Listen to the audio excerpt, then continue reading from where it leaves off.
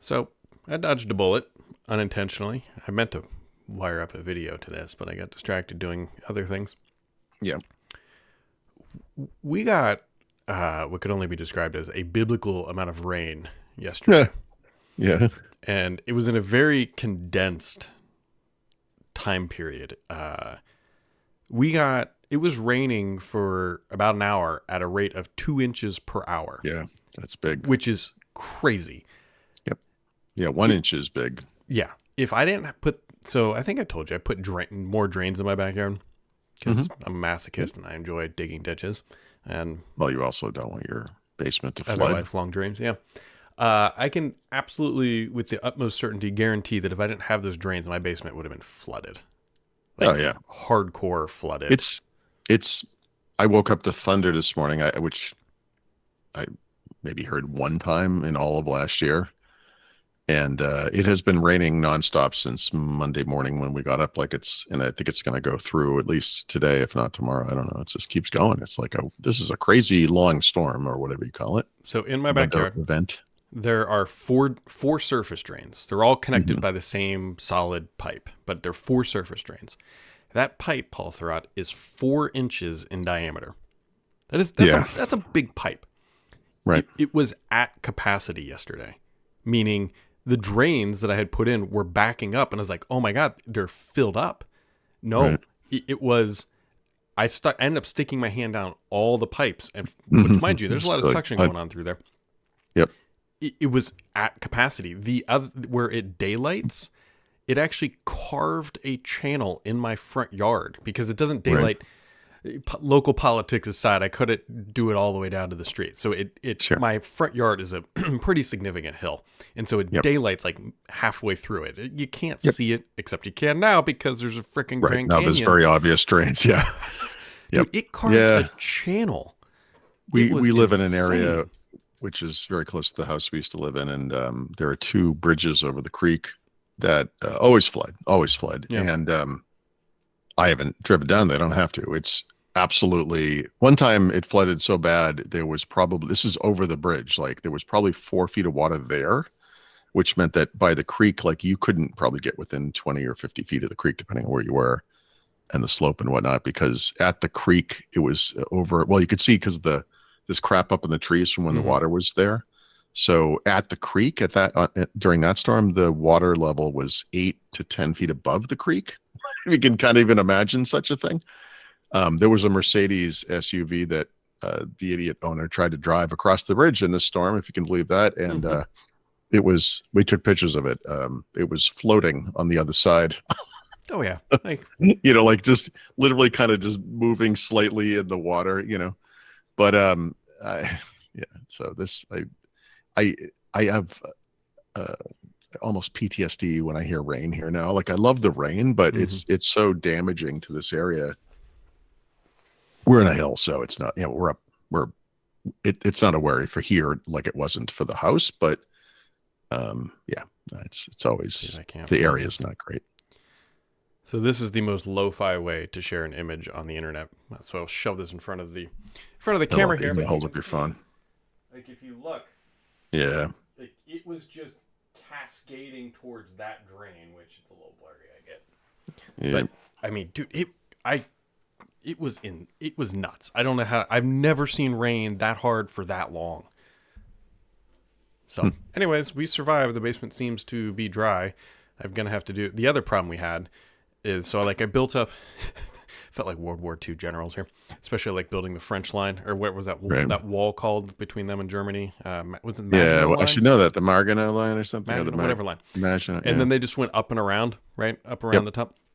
So I built this.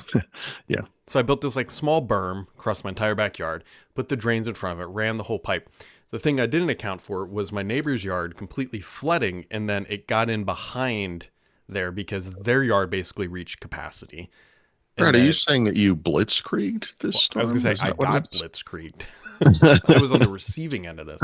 So now I've got to get more dirt, and I got to figure out how to put another drain in that doesn't connect into the existing system that goes out the other side of the house. And yeah. I do not miss home ownership. Yeah. I'll just say it that way. I enjoy like I could see in like another life becoming like a civil engineer who like designs out the water flow systems. I enjoy that aspect of it. I hate digging the ditch. Like, right. Well, yeah, of course. Okay. Yeah.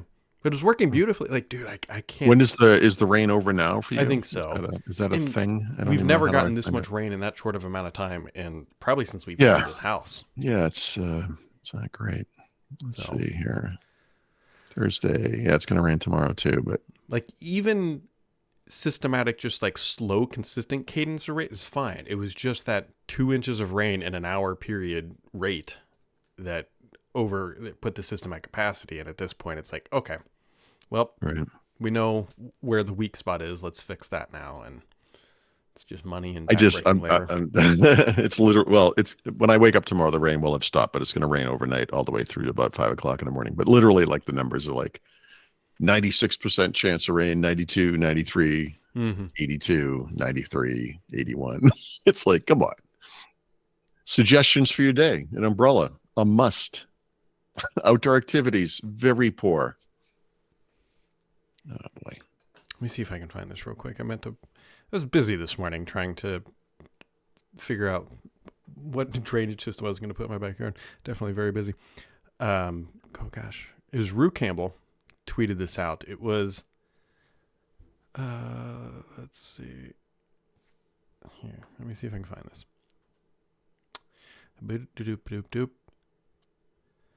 So he was using the new Security Copilot. Oh boy. Oh yeah. And hold on. I want to read this verbatim for what the warning is. I'll even throw it up here. So he started using the new Security Copilot, and the daily tip, which it says right there, Campbell, RU365, you can go find this. It says, fact check. To catch Copilot's fabrications, try probing the references it cites. Even those might be made up. Quotes, same. Dates, yep. So the new security thing that Microsoft just shipped, the top tip of the day is do not trust it. It's like... I had this conversation, I guess, with probably Richard Campbell, where I was like, I don't understand Security Copilot. Security Copilot should just be a green button that is on by default, and you can just turn on otherwise. Like, what does that even mean? Just examine my environment, and Microsoft has always had this thing like what do you call it? Kind of like prescriptive guidance, best practices, I guess. Yeah. Just apply it. They already have this, by the way. Like, just do it. Like, which maybe that's all it does. That exists. They have a thing. It's called like security score or something like that. That says like, this is the baseline. It was security baseline. That was the term I was looking for. You, as a Microsoft 365 admin or whatever, you can go down a list of like, here are the places where you don't meet our security baseline or recommendations, whatever. And then you can, but that takes, have you ever tried to do it? It's not like you don't flip a switch. Every change you make could have ramifications for users and access to documents and whatever else it is. Like, it's, this is it's almost like it's a career, So I don't, the notion of a security copilot sounds obvious at first, but to my mind, it's like, what do you mean? Just do it. Like what, just, why don't you do it for me? I don't know. Yep. I'm oversimplifying, obviously, but. Well, speaking of the same thing, there was a Microsoft employee or engineer, and I don't know his exact role, accidentally thwarted a massive, what was going to be a backdoor into the Linux environment. Yeah. This is a crazy coincidence that he found this. He was just doing, I think it was just performance benchmarks on like a Debian VM for unrelated. He's not a security expert or anything. He does work at Microsoft, but he specifically has something to do with Debian. Like, it's kind of you would think, like, why would Microsoft have guys like this? But it's because all of Azure is running on Linux, by the way. So, but anyway, this guy saved the internet, maybe saved the world, and I don't know that could be promoted enough. He just said this isn't working the way it's supposed to. The thing that amazes me, well, two things. I've had people already say like, oh, see, this proves the open source thing, many eyeballs theory, blah, blah, blah. And it's like, actually, every security expert on earth, including the federal government, is saying this is a serious problem with open source, and this is highlighting the Achilles heel of this system, and we need to figure this stuff out because this is not good. But the other one is just that, like, this could have brought the world to its knees. Like, the person or persons that did this, made the attack or whatever, the backdoor, worked for 2.5 years to masquerading as actual contributors to this open source set of libraries for whatever image or some kind of compression. And they were playing the long game. Like, there could be all kinds of stuff like this going on now. That was where my head immediately went. It's like, okay, they found this one.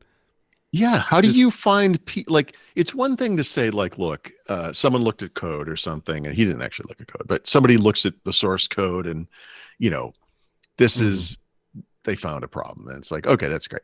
But the thing that these guys did was more like social engineering and super long term, which to me suggests like state actor. Like, yeah. This is not someone like a hobbyist hacker does. Like, I'm gonna dedicate the next 3 years of my life to, infiltrating this community and becoming like a participant. It'll be like The Americans, like that TV show. Like, maybe like 2 years in, you start to have some regrets because you're starting to like these people. You see them as human beings or whatever. But this is I don't see how AI can solve this problem. I don't see how any technology can solve this problem. It's a scary, once you put this idea in your head, it's hard to get it out, right? Because now it's impossible not to start thinking about other things that could happen. And there's already been information or whatever reports of like these large language models having some backdoors. Or I don't know, backdoor might be the wrong terminology, but malicious intent built into them. So because it's the same thing. It's a good term because this was always the supposed problem with Windows. Remember Windows had a backdoor in it that the government could get in, and Microsoft was always like, yeah, that's not a thing. And then they eventually opened up the source code to first governments and then large companies, so that this is so silly now, but back in the day, they might still have this, I don't know, you could go to an office somewhere on the campus at Microsoft, sit down in a clean room or whatever, and view the source code. Like, you could actually just see it. And the idea was, transparency. Like, no one ever found a backdoor because there isn't one. Like, that's stupid. But in the same way that, like, mobile platforms are so much bigger than Windows today, AI is so much bigger than everything today. And even the people making it legitimately don't understand it. Of course, there could be stuff in there, right? Yeah. Scary. So, anyways, here we are on the road. I was about to say on the road again, but yeah. Yeah. Anyways, I don't know. I'm still thinking of my dude. And people can be like, Brad, you're really happy with your drains. It's not so that I'm much happy with my drains. It's more so happy with like how close the entire basement of my house almost flooded. Like, yeah, right. You actually had the basement version of that Linux vulnerability. Like, except that it wasn't by chance. I mean, you did this. Dude, if I wouldn't have been home, because here's the thing that I left out about that story. I probably lost like $40 worth of grass seed because it was. Right. I had to go outside in the rain and actually clear the drain covers off because they were getting covered up. If I wouldn't have been home, I would have been screwed. I would have lost my AC unit. Now, when people hear flooded basement, they're thinking like 6 feet of water. No, but it would have probably been like 4 or 5 inches in the basement. And it's finished basement. That's ruined. Yep, it's ruined. Yeah, right. You don't have, this happened to us in the house, I guess just once. We had two, but it wasn't from rain. Because we were on the top of the hill perhaps, but that basement was dry, but we had the sewer backup, right? Yeah. Which destroyed a carpet and whatever furniture and stuff was in there. And it was just, that was a nightmare. This kind of stuff's terrible. Yeah. I also had my own rain-related disaster yesterday. I pulled into the gym. No, you'll like this. It's absolutely on par with what you just described. I pulled the car into the spot at the gym, opened the door, went to get out, and the little white case for the AirPods Pro fell out of my hand, bounced off the ground like a rubber ball, and went under the car. So I had to get out on my hands and my knees in the rain and look under the car, only to realize that it was so far under the car, I had to then back the car out by like 6 feet, retrieve the case, clean it off lightly. It was a little dirty, and then repark the car. So, I mean, it was the same experience, basically. I mean, just brothers of a different kind, right? I'm just saying we both had experiences, and I don't feel like mine should be diminished. I had the most. This is the most dad thing I will ever say on this podcast, and I am not even joking. Okay. I will say it in a sentence, and then I will explain it. Okay. The dirt I can't get delivered from Home Depot. Jesus, dude. So, okay. You are lost. See, that I tell you. Because I went online, because if someone's going to say, well, go... I can get it delivered locally from whatever, a local company. You don't want local dirt. You want... Well, I've done that before, and the dirt, the topsoil they got delivered was actually terrible. It just was not quality. And anyways, so I've got to do some like regrading on the side of the house now. And Home Depot has this great dirt. It's literally like $2. It's $2 a bag, but it's like a nice sand mixture. It's Brad Sams pays for dirt is a headline. Also, I'm sure there's a paper called the Cincinnati Examiner or something like that could have a headline that says resident claims local topsoil is basically sawdust. It's not sawdust. It was too much clay. That was the problem.